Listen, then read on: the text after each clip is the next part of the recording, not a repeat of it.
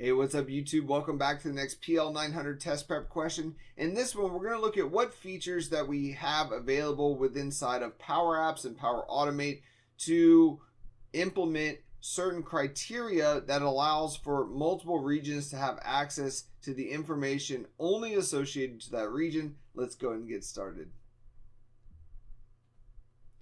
The question says a company has locations in multiple regions. The company develops solutions based on Power Apps and Power Automate. You need to recommend features to support the implementation. Which Power Platform features should you recommend? So, as we look here, we're dealing with Power Apps and Power Automate. So, a way to implement different regions, because it says a company has multiple regions here. And so one way that we can separate the regions within inside of Power Apps or Power Automate is to use different environments. And so we can see that's one of the features here.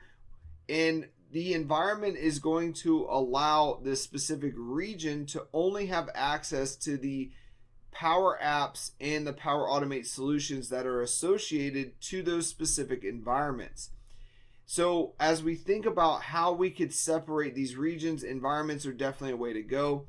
Another feature we have down here is security groups. These are a way to isolate information within inside of our Power Apps or Power Automate. And so security groups are going to allow us to limit what information is seen within inside of those environments. And then we also have the SharePoint library. Taking into consideration that security groups are typically going to be associated with Azure Active Directory, and SharePoint isn't necessarily a Power Platform feature, we kind of limited to what feature we're going to be using here. And so the first requirement, it says ensure fastest response time for each company location.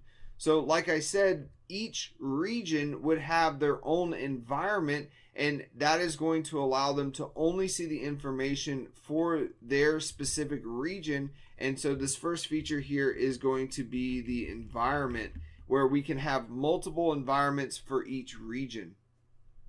The next requirement says create test and production copies of the data and apps. Well, once again, as we're dealing with Power Apps and Power Automate, each Power Automate or Power Apps environment is going to allow you to have different people associated to that specific environment. And so with your environment, you would have something like, let's say sales is one of the departments here, and we would have a development sales environment. We would also have a production sales environment as well, and that's going to allow us to put our test information within inside of dev, and then we also would have a production environment as well, which would house all the data and apps that are production ready. And so the correct feature here would be environment for the test and production copies of the data.